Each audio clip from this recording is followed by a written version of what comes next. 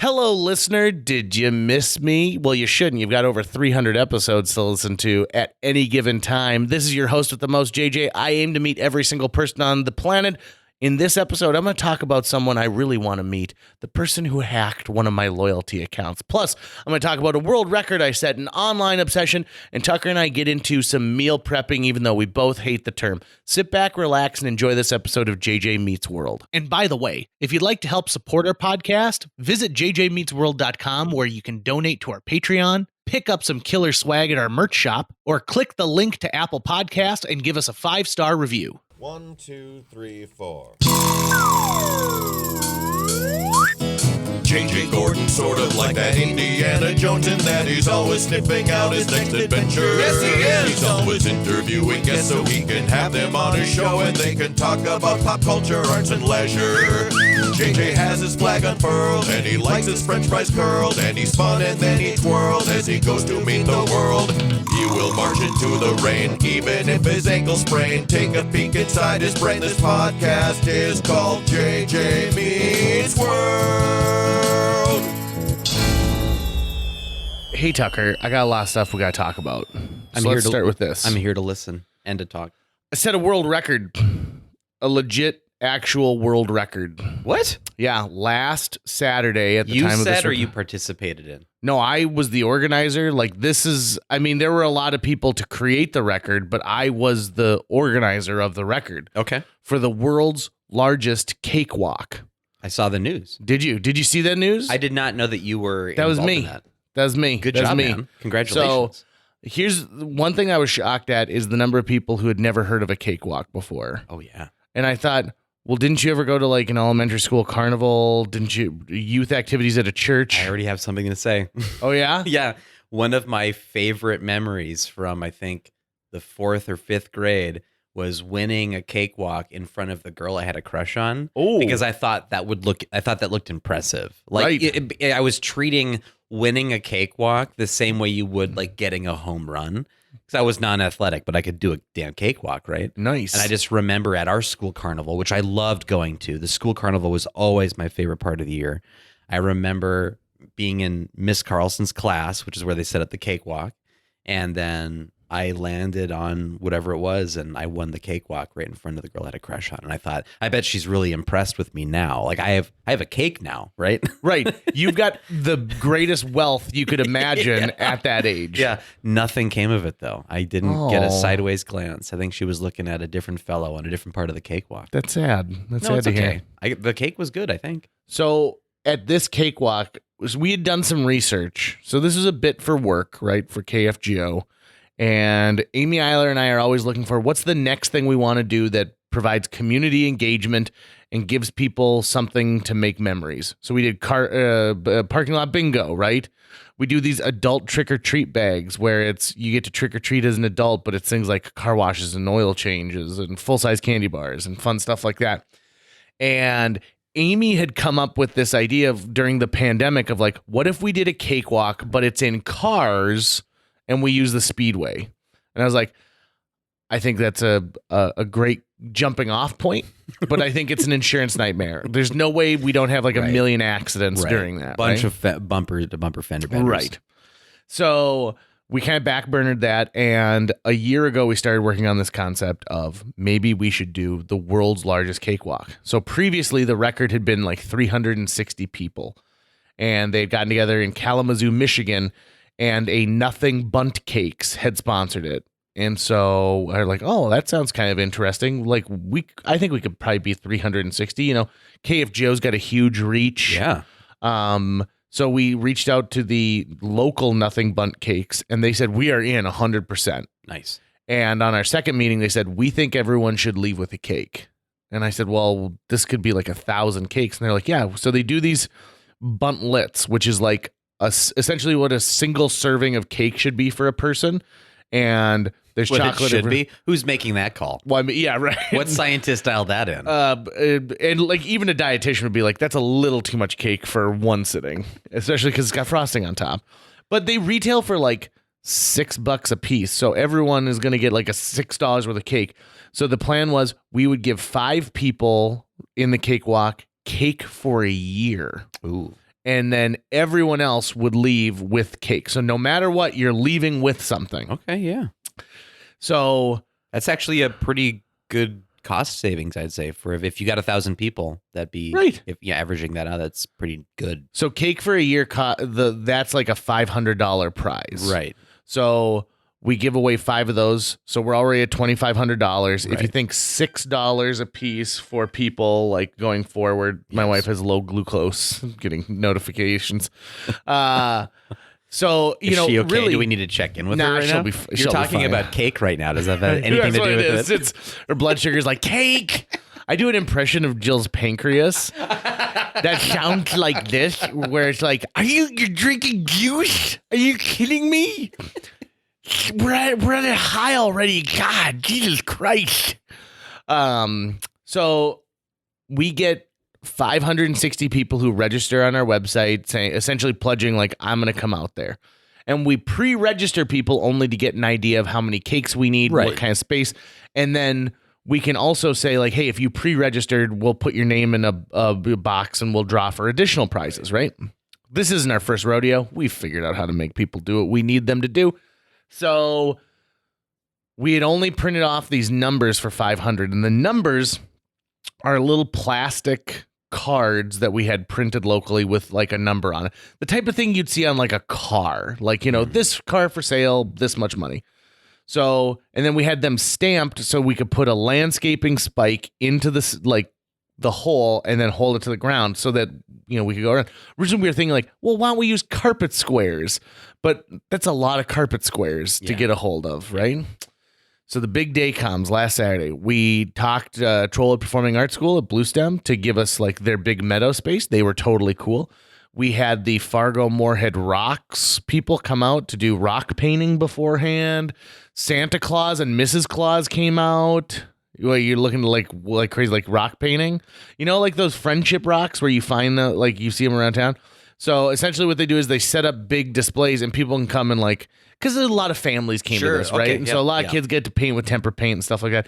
It actually caused quite the scandal because I'm being a cynical millennial. When I heard that, I was like, oh, they paint rocks, huh? That's cool. Yeah.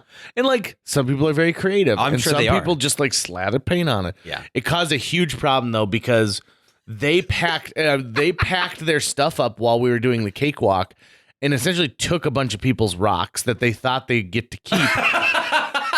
But they did a poor job explaining well, you paint it and then we take it and we kind of put a glaze around it and then we hide it somewhere in Fargo Moorhead, not for you to find necessarily, but for someone else. So it's a pay it forward type deal. And so I had people coming up to me afterwards. Pay it forward painted rock deal. We had people coming up who were telling me it's a flat rock. My girlfriend painted this flat rock and it looks like this. And I'm like, dude, I have no idea. I'm not. And he's like, well, give me the phone number. And I was like, I don't have the phone number. I reached out to them on Facebook, man. So at 10:30 in the morning, they're like, well, you can go find it. It's hidden somewhere in Fargo Moorhead. Yeah, right. And it's why wouldn't you tell people? Why did you do such a poor job letting people know? And it caused such a big thing that they had to put a post out on their social media being to everyone who was at the cakewalk today, this is how we do it. Do you I'm ever so think sorry. Someone who gets really fed up with them goes and they throw a rock through their window, but the rock has another rock taped to it, and on that rock is painted the note that they're trying to deliver. Absolutely. 100%. And the note is, where the fuck are our rocks? Where are the rocks? Where are the rocks right now? I found this rock, and then I painted this other rock to indicate to you I want my rock back. You're between a rock and a hard place. So we've got all this stuff. Registration goes from 10 to 11. At 11 o'clock, we're supposed to cut off registration so that we can get everyone in place to start the cakewalk at 11:30. And really, it's going to last 7 minutes. Right. So it's going to take way longer to do it than it is going to take to actually have the event. So a bunch of media outlets come out to cover this thing to see what's going to happen. And at 10:30, we only had 120 people registered. And I thought, well, what a bummer. We're not going to set the world record. And I was very disappointed. And then between 10:30 and 11:30, we registered another 550 people. Nice. They just started. You would think that the Rolling Stones were playing at Blue Stem because the cars just started coming and coming. And I was like, was there a line at Starbucks? Like, what is going on here? And it was people of all ages. There were people with walkers. There were people with strollers. There were, just so many folks. Well, it's the perfect kind of event because it's not physically arduous to do. Right. So really anyone can do it. Yeah. And everyone loves cake. Everyone does. I found that out immediately, that like cake is definitely it's a way to connect people together in a way that they previously had not known that they need other people. Like it's amazing. In fact, I'm going to text you a photo right now, Tucker, of the drone shot we got of it.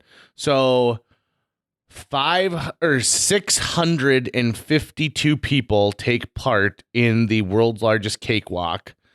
And right, we set a world record. It was super awesome. And every person got to leave with a cake. Some greedy people came and wanted multiple cakes. And we're like, no, listen, one cake per person. You didn't do something to justify getting 2 cakes. You just showed up, you get this thing. But let me tell you about a little bit of the background about the shady nature that is the Guinness Book of World Records. I'm interested in this topic. So I contacted Guinness back like in July when we were first planning this. And they're like, this sounds great. This is awesome. We're very excited. I'm like, well, let me know what we need to do next. They're like, you got it. And the next time they contacted me, they're like, hey, so, we're going to need, you have to pay to kind of apply to be into this thing. And I was like, okay, that makes sense to me, right? You administer all of these things. You don't want people to just randomly throw stuff out there. So it's going to be like $500. Oh, damn. And I was like, okay, well, we can figure that out. And they're like, oh, and we found out, you're not an individual. And so you're a business entity. And so you're going to need to talk to this department since, KFGO is technically sponsoring this. Got it. So they're like, yeah, it's going to be like $2,000 as a business for this. Right. Plus, there's the fees for the adjudicators, and they're like, we actually need you to talk to this department. Before it was all said and done, it was essentially they had like done a bait and switch with me because I had already started planning this event. It was already underway, and their thing was like, if you're going to use our name, you're going to have to pay us for that. If you want to use our logo on your website, you have to pay us for that. And I realized that Guinness at this point is just a money-making machine, right? You want to be associated with it because you think that they hold the primo, catalog of world records. But I've done some deep research, and there's a lot of people who are very disappointed in the fact that, we can't set a Guinness World Record because they make it cost-wise unfeasible. But, for those people who do set a Guinness World Record, you immediately get a lot of media attention from it. And so businesses, like if a bank's like, the most 50-cent pieces, stacked, in a row, it's worthwhile to spend $5,000, $6,000, $7,000 for them to be able to promote their bank in a way, right? So I found out that there's actually a few other companies that do world records, and none of them do it to what I think is an acceptable degree. Okay. So when you watch The King of Kong, A Fistful of Quarters, right, and you had Twin Galaxies, right? So what Twin Galaxies did, it was all volunteer based, right? Now we found out that it's super corrupt because easy to cheat. Yeah, those nerds wanted to keep their nerddom secure. But it got me thinking that if someone was smart enough to start a new, just a website that tracks world records, and essentially you give them a template, because one of the things that you need to do to set a Guinness World Record is have some kind of an official there who can certify your results. Someone who actually goes and watches and says 1, 2, 3, 4, 5, 6, counts everything, make sure that there's no cheating, there's no, reviews, video stuff, tampering. And so a lot of times it's a local judge. It can be, someone from law enforcement who comes out and essentially, and then it's notarized. Yep. So I was like, if you were smart, someone could start this business. They could start a rival Guinness World Record. And that's the whole thing, is you go around and you start certifying other world records. Because at one point I have to feel like Guinness would call and say, we'd like to buy out your world records. I mean, you should just make at least you could always make a local one, like JJ's World Records or Fargo Records or something like that, and be like, I have the record in Fargo for most hot dogs eaten on a Saturday. Yeah. And why not, right? Yeah. And then it's like, Uncle Harvey, did you see that this record was set? I think you could eat 12 hot dogs.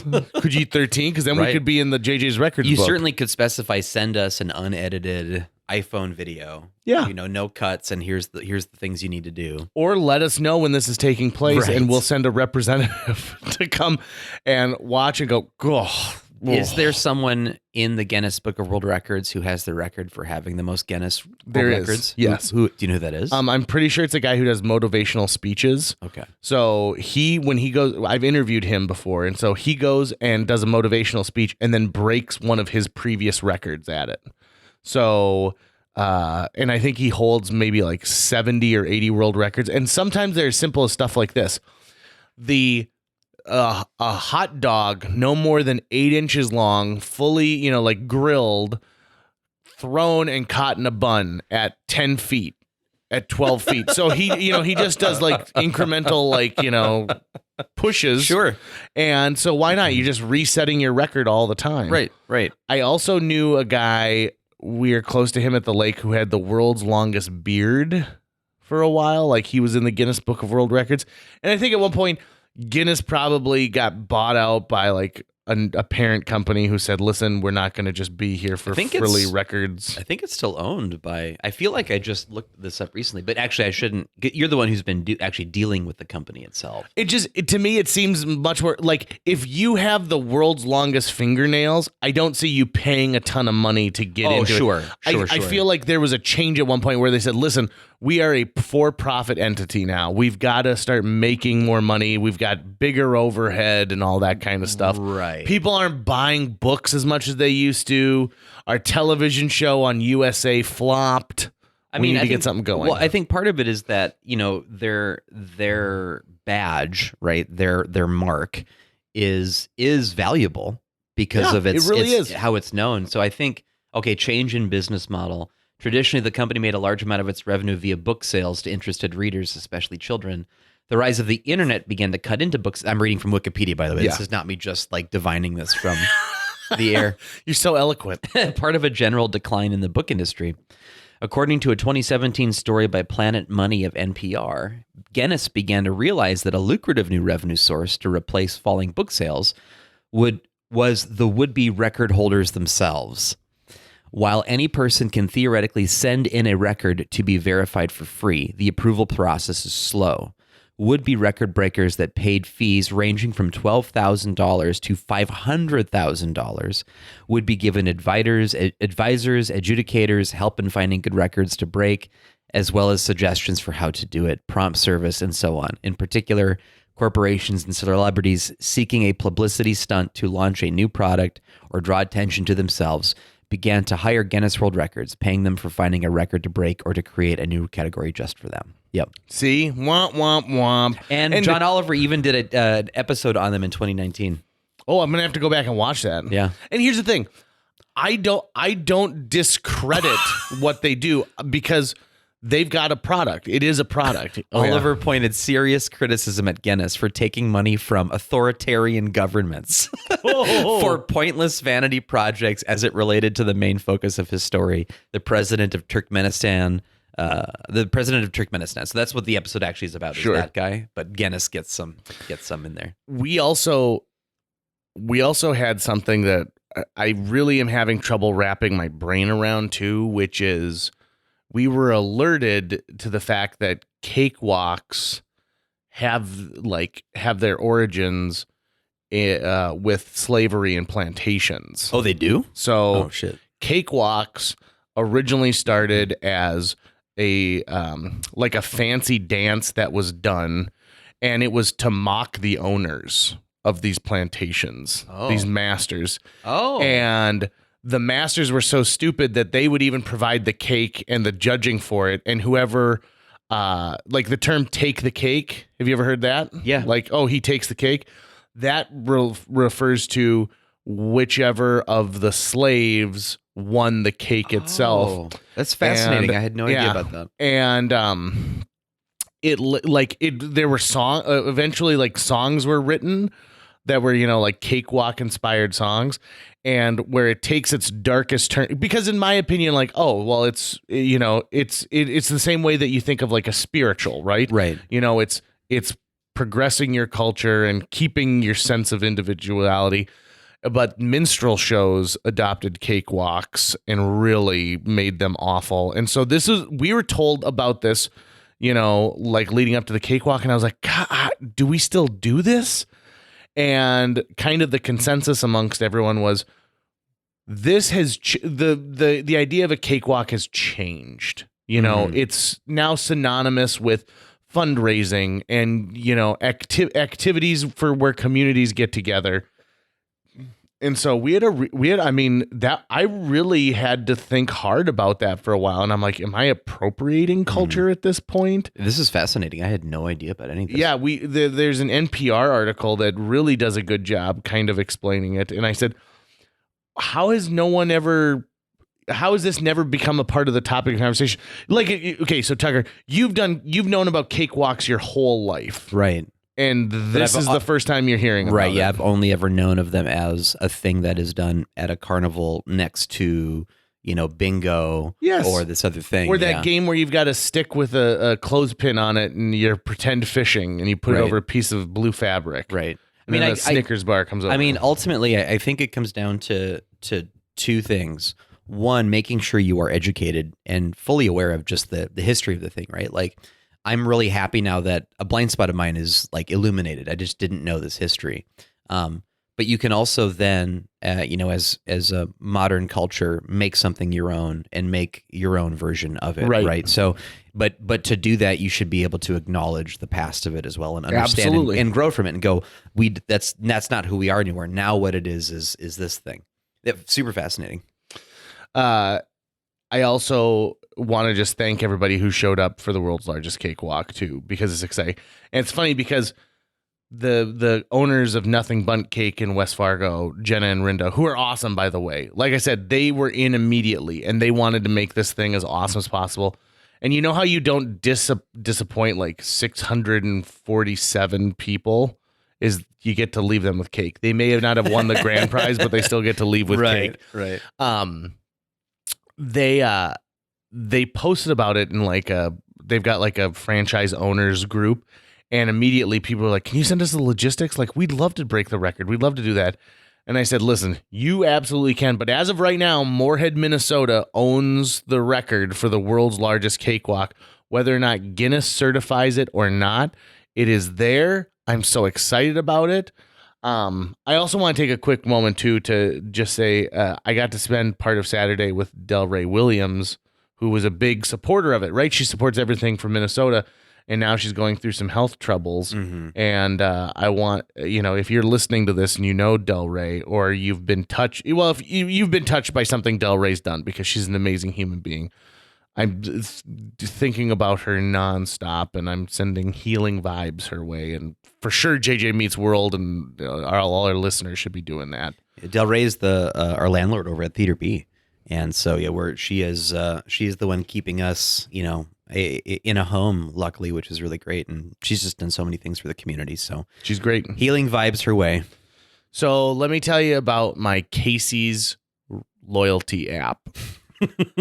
So hard left turn. Yeah, I have started to use Casey's as my go-to convenience store. I think that they're clean for the most part. I like the Casey's branded products. Their pizza is out of this world, and they started really pushing their app. And I'm like, you know what? I am going to get the Casey's app, because for every dollar you spend, you get points. Points turn into, like gift certificates, et cetera, et cetera, et cetera. So when I order a pizza from Casey's, I order it through the Casey's app. When I go up and I buy a Diet Coke and a Snickers bar, I punch in my phone number and it rewards my app. When I buy gas, app, yada, yada, yada. It's been a good relationship for the last 2 years. So good that, in fact, I think I've got something like $70 right now in Casey's rewards. And I don't know what I'm banking it up for, but sure, I was expecting to do something fun. So we're recording this on a Saturday. On Wednesday, I got an email saying, your Casey's information has been updated. If this wasn't you, click here. So immediately I'm kind of concerned about this email, because I think, if I click here and really it's opening up some kind of back end. So I go and I open up my app and it says please sign in. Well, I use keep me signed in on all my apps. So I plug in my email address, plug in my password. The count, this does not match our records. So then I try it again with a different password, being like, maybe I changed it. Doesn't let me in. So then I go, forgot password, plug in my email address, and it says, this email address is not in our system. So I'm like, oh, damn, I've been hacked. Someone hacked my Casey's, and now they've got access to my sweet, sweet rewards points. So I immediately email Casey's off of their website. Now, what's messed up is Casey's website, if you go to it and you click contact us, opens their app. Yeah, it doesn't bring you to a contact form page. It sends you to the app, which has a contact form page. Send them an email saying, hey, someone has changed the email address. Someone has changed the password. Please get back to me ASAP. No one gets back to me. No one gets back to me. The next day, I'm hanging new window treatments at Jill's church, taking down some old ones from the 70s, putting up some nice new leveler ones, which are custom cut, real nice stuff.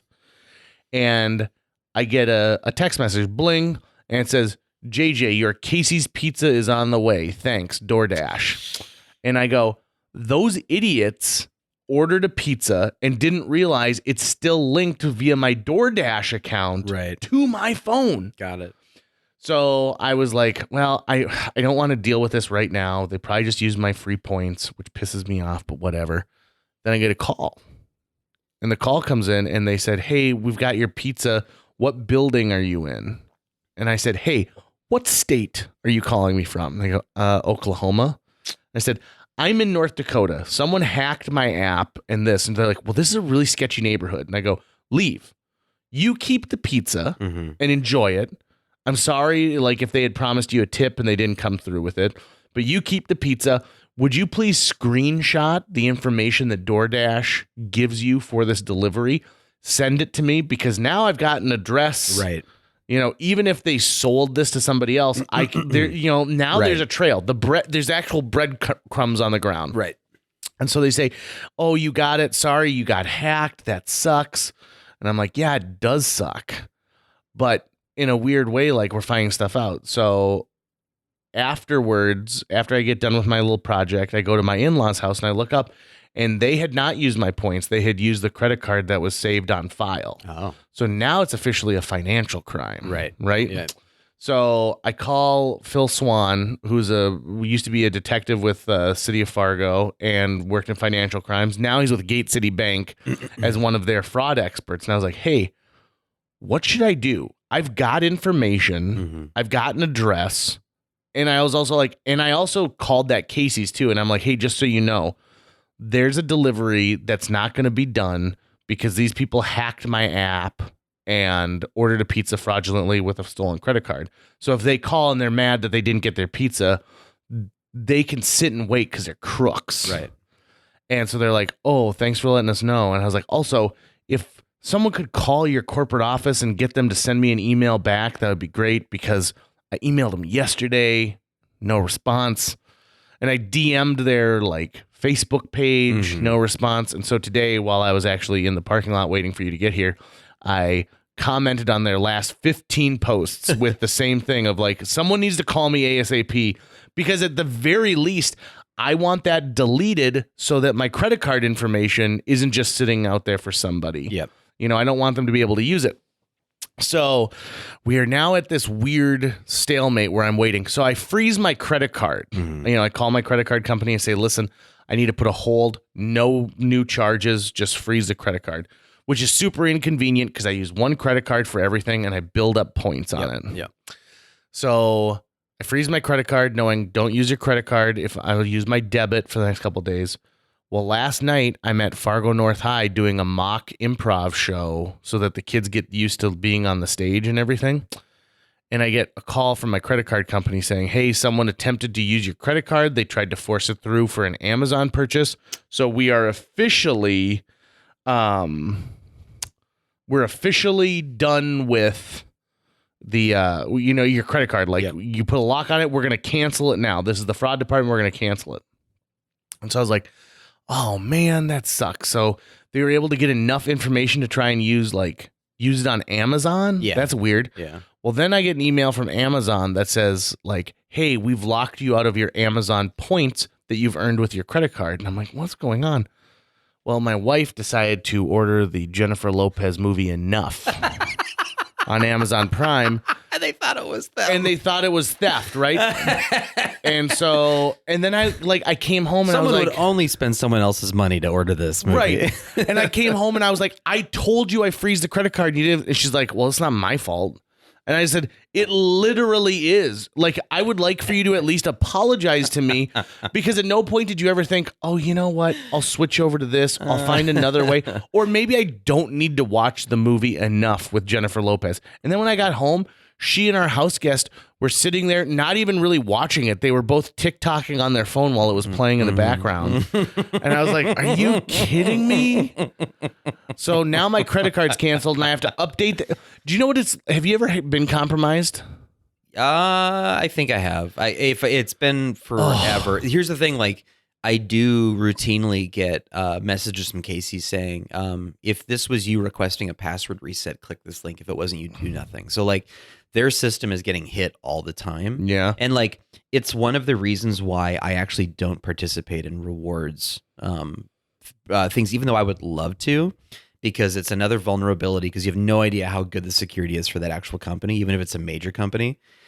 And two, I can't keep track of all these accounts that are really, these deals that are really just there to incentivize me to buy more things, right? Mm-hmm. But yeah, so Casey's is, I get that one a lot. I get a lot of people trying to hack into my Disney Plus account. I get fake emails saying Disney Plus has frozen your account for security. It's like, I know you have not, because I'm using it right now. Right, yeah, so, like, I'm on it. Yeah. I am currently watching The Mandalorian. Yeah. Amy Sedaris is crushing it. You know what this makes you think of is I've had the same email address since 2003, 2004, right? So, I mean, it is on a million spam lists. It is on a million hacker blah, blah, blah of places just to hit.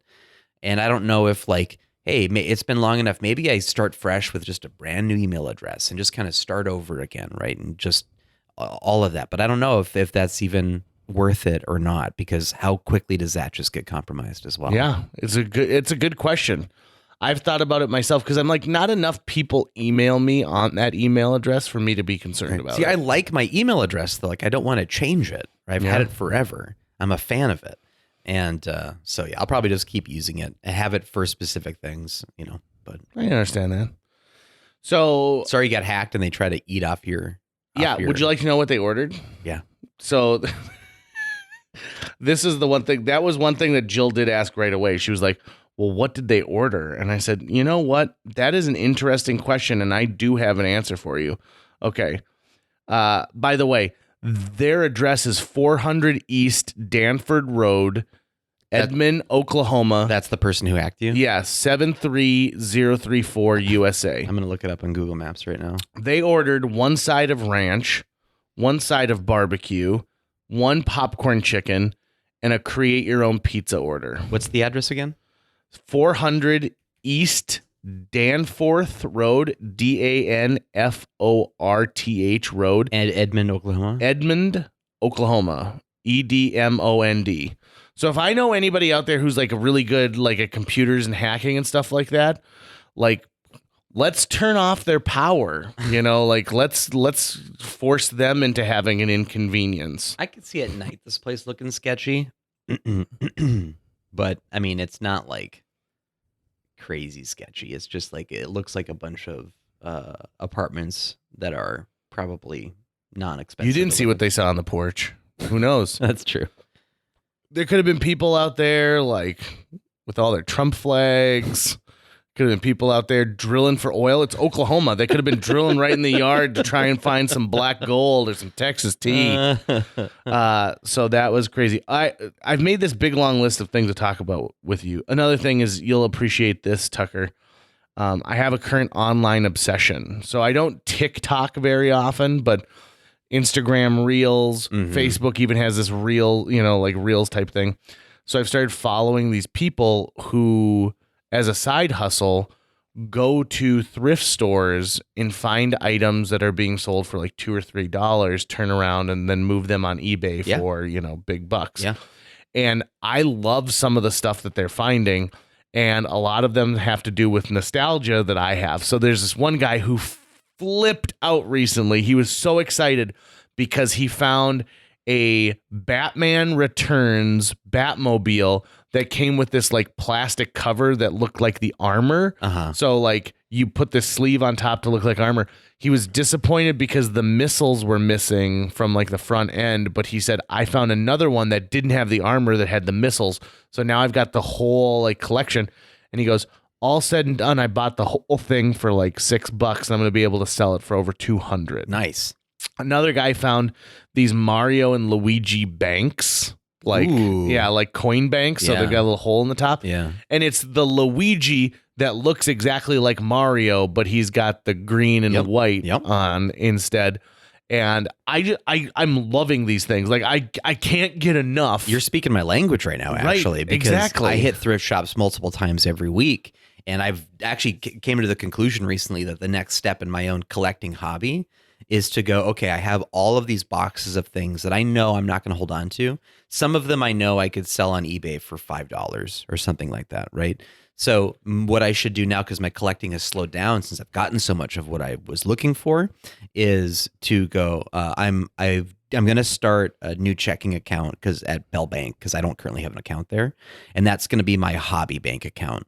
And I'm just going to load it up with a couple of bucks right now and then see if I can get my hobby to kind of like self-fulfill itself. Sure. So like, okay, when I go out shopping for VHS tapes, I'm looking for ones that I know that I want, or ones that I can buy for $0.25 that I know I can sell for $1 or $5 or on eBay or something like that, right? Because then all that money would just go back into that same account. And then it's always just, hey, this is the pool of money that I use for my hobbies, the things I want to collect, comic books and video games and all those things would come from there. So years ago, my sister had a bunch of clothing that she was going to donate to like the Boys Ranch or the Ark or Goodwill. And I said, well, I'll take it in for you. And so my sister has always worn nice clothing. She's also super petite. So she's the right size for people who are like Wet Seal, Forever 21, those kind of things.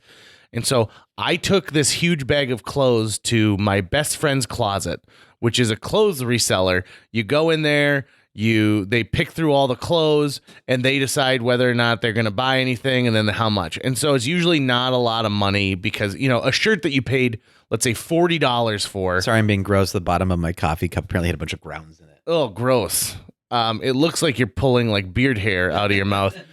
But so Jill and I went there right before we went on a cruise and we made like $190. And I went and I told my sister, I'm like, I brought your clothes to best friend's closet and I got $190. She's like, that's not cool. And I said, I was like, why? Like, and she's like, those clothes were supposed to go to, like a thrift store. And I was like, well, they kind of did. By way of me making this $190. And like she had like a couple purses that she was getting rid of. And since then she's never asked me to take anything in, which is. You have a shady history of bringing things to thrift shops. I mean, is it shady? Is it shady? You do. Why? Mistakes were made. Why? Mistakes were made. Overall, over the years, are you up or down, do you think, when it comes to... Oh, I'm way down. I mean, exactly. That's the thing is like, I now know that I'm going to do that. Like you're talking about when I brought all those Hummels and someone was like, thanks for the like $10,000 worth of Hummels. Yeah, you're so I guess you're only a little over 9K in the hole now. Right. Yeah. And Jill and I, whenever, like we do 2 cleanouts a year. We do one on New Year's Day to just say like, listen, it's time to purge. Have you worn this shirt in the last year? If you haven't, give it to someone who can use it. Right. And then we do the spring cleanup where we go. And luckily, a couple years ago, we did a massive cleanout. So it's not like we've got a ton of stuff that's just sort of taking up space. Right. But to me, like, why are we not trying to like move some of the stuff on eBay? At one point, I thought about like, I should just sell my DVD collection. It's massive. I don't have the cases anymore because I put them all into binders. Just sell it as a whole bundle. Yeah. How many discs would you say you've got? I just a guess. 3,000. Okay. Maybe more. So I think, you sell that for $1,000. Yeah. Right. And there's some stuff that's hard to get like some of the stuff is out of print. Like you're not going to find it anymore. So I find it to be an intriguing. You might not get thing. $1,000 since it's not in cases, but you never know. Yeah. You never know. And so, like, for example, what hurts me is streaming. So I had the Ted Danson Gulliver's Travels. It was a mini series, and that was going on eBay for like $150 because teachers wanted to buy it, like so that they could show it and things, collectors. But then Peacock was like, we're desperate. We need some stuff to put on our platform. So they're like, hey, we'll pull this out, and Merlin and Storm of the Century, and we got all these like old things. And so that's hurt the DVD collector side of me, but what are you gonna do? I also am super obsessed. Jill and I started using HelloFresh, which is a meal prep kit, and I want to share a recipe with you that I loved.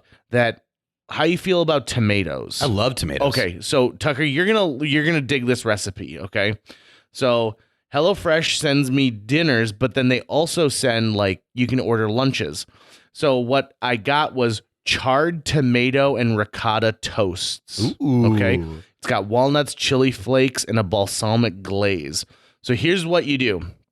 You need 1 clove of garlic, 8 ounces of grape tomatoes, a 1/4 ounce of parsley, fresh parsley, a 1/2 cup of Parmesan cheese, 1 cup of ricotta cheese, 1 tablespoon of chili flakes, 4 slices of sourdough bread, 1/2 ounce of walnuts, and 5 teaspoons of balsamic glaze. What you're going to do is you're going to cut these tomatoes in half, and then you are going to drizzle them with a little bit of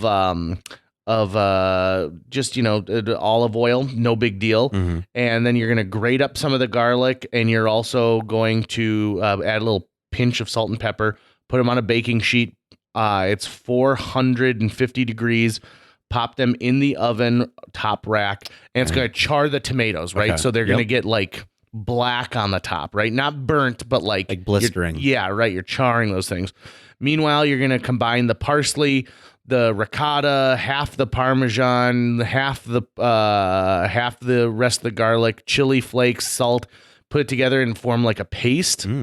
You're going to toast the sourdough bread, and you're going to toast the walnuts at the same time. So sourdough and walnuts, same baking sheet. Okay. You're going to put a little olive oil and garlic on those toasts to get them toasted up. Yep. And then you put that ricotta mixture over the top. You sprinkle the walnuts.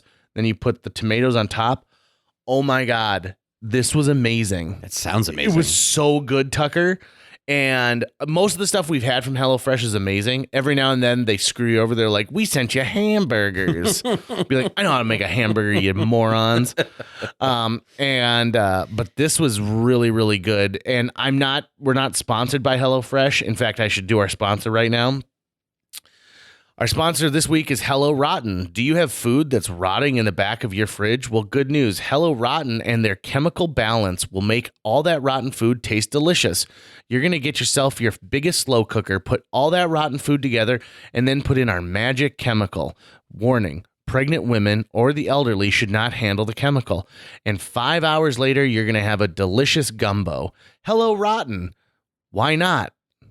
So back to my HelloFresh. We're not getting sponsored by them. So this is me just giving an independent pitch. I've done some of the other meal prep services. They're all right, but this one I think is the best so far, and it's the least amount of waste because everything they send is recyclable. Okay. So I really dig that. But I want you to come over one night when we do a HelloFresh meal. It'd be fun, right? Absolutely. I've been doing cooking lately at home again. I saw yesterday you made a chicken vindaloo. Yes, it looked delicious. Yeah, it was very tasty. Now it's not as impressive a feat as it may just look by seeing the photo, because I'm not like making a sauce from scratch or anything like that. But I am going and finding the ingredients and combining them basically. So I cooked up 2 frozen chicken breasts and diced them up, and then I simmered them in. You can buy different. They just call them simmer sauces, basically. That you just let it sit for like 15 minutes in the sauce. And so I've been trying out a few different ones, like a chicken tikka masala one. This was a chicken vindaloo one with like a spiced curry mix into it. And then I bought some basmati rice and cooked that up, and so just combined the ingredients for a really cheap and delicious meal.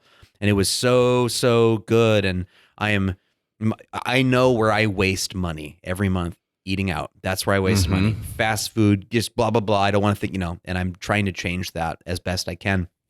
And also in the wintertime here in Fargo, North Dakota, like right now I am in hardcore winter is coming mode. right? Yeah. I had you over to my house this morning because you're going to help me seal up the side entrance and make it like an area where the cats can go and have their litter box in. I'm like, I need to get this done before winter time, right? So now I'm in all the mode of what do I need to do so I can kind of live in a cave for a couple of months and have to leave the house as little as possible. And a big part of that's going to be, I'm just going to be cooking a lot of meals again. The other thing I found though is that, the multiple times in my adult life where I've tried to go, okay, I'm going to come up with a better eating regimen that's healthy and planned out. And so that, you see all the trends people do, right? They do meal prep for the week and they make a bunch of things and blah, blah, blah. Or they have a calendar like today I'm eating this. Tomorrow I know I'm eating this. I hate all of that. All of it. I'm not saying it's bad or wrong. It does not work for me because something that really gives me joy every single day is not knowing what I'm going to be eating that day and figuring it out as I go. Be like, what am I eating today, right? Sometimes I want to eat the same thing over and over again. Great. I'll do that then if that's the mood that I'm in. I get in a mood for homemade chicken noodle soup, and I'll eat it for 5 days. There you go. I love it. Yeah, there you go, right? But you're doing it because you have a desire to in that moment, not because you decided, okay, to save money this week, I'm going to eat chicken noodle soup these 5 days, and that's what's prescribed for me for the week. And at the same time, though, I need to eat out less, right? So like an easy fix to what am I eating today? I don't know. I'll pick a restaurant and go to it. I'm trying to curb that thing so that it's only in like a necessity. Like I've got a lot of shit to do today. I don't have time to make breakfast.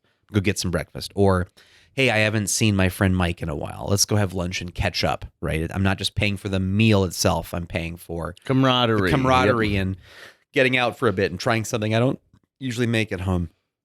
And so what I'm trying to do now is go, okay, what can I do? What can I have at home sitting around that gives me options every day to go, oh, here's something I could try to make and see if this works, right? And go from there. So people always ask me like, well, how much is HelloFresh? Jill and I get 3 meals a week and it's $70. And you might go like, per week? Yeah, per week. And $70 per week. And like, that's a lot. And I'm like, but it's not really, because it feeds both of us for dinner. Sure. And if we were to order out even a pizza, we're spending $25. For sure. Like even. And these are perfectly portioned. They're ultra fresh. And it takes us out of our rut. Right. The reason we initially went with HelloFresh is I said, Jill, we've got 20 different things that we make. And those are the only, one of our go-tos is meatballs, mashed potatoes, and gravy and corn. Right. By the way, I'm going to tell you. That sounds awesome. Next time you go to Hornbacher's, there's a frozen meatball called Simix. Simeks. Have you ever heard of Simix? No, but I'm going to write it down because I love me some meatballs. And I have a slow cooker. They're the best frozen meatball I've ever had, bar none. I mean, they are freaking amazing. Simex? Just SIMEK''S. And they've got Italian meatballs. They've got pork meatballs. They've got beef. We do the all beef. But we do that, mashed potatoes and a little bit of gravy and corn. And it's a great meal. Sounds, I love it. And it's comforting, especially like on a night when you're busy, because it's so easy to make. But I would totally start a day going, I'm going to put these meatballs in the slow cooker. So when I'm back from today, I just have meatballs ready to go. Yes. Why not? Right? And it's perfect. But you realize like, oh, we've done that meatball meal 3 times this month, and we did it 3 times last. And so we needed to break out of our rut, and HelloFresh has got us out of our rut. So one of the things is we did a meatball one the other day that came with firecracker sauce, which is this like spicy kind of sauce with it. And it came with rice and asparagus. They were amazing, out of this world good. And so we're just very lucky. I'm looking forward to my next meal I'm going to prep, because it's going to be like a taco night. Because when it's taco night for one, that can last for like 3 days. Sure can. Basically. And I'll eat tacos for every meal if I could. I absolutely would. Homemade tacos. Oh my God. I am pretty much always in the mood for those. And I remember, that was like the meal, way more than pizza even. I mean, I love pizza, and I was always excited to hear about pizza. But hearing that tonight was taco night, that we were going to have tacos for dinner tonight. Mom's making tacos or Dad's making tacos. That was like, today is awesome. Nothing can ruin today, because tonight is taco night. Oh my God, am I going to hit that hard, right? And so I'm going to do taco night here pretty soon, and I'll have tacos for a couple of days. Pretty good. I love that. And on that note, let's go and have tacos. That's going to wrap it up for today's show. If you enjoyed this episode and would like to help us continue to produce new episodes each week, visit jjmeetsworld.com, where you can donate to our Patreon, pick up some swag at the merch shop, or follow our link to Apple Podcasts and leave us a 5-star review. You can also follow us on social media. We're on Facebook, Instagram, Twitter, YouTube, all the sites the cool kids are using these days. JJ Meets World is produced every week by Tucker Lucas. You can find out more about Tucker's work by visiting moonbasemaria.com. If you want to get in touch with your host with the most, check out linebenders.com, where you can find direct contact info for JJ or booking information.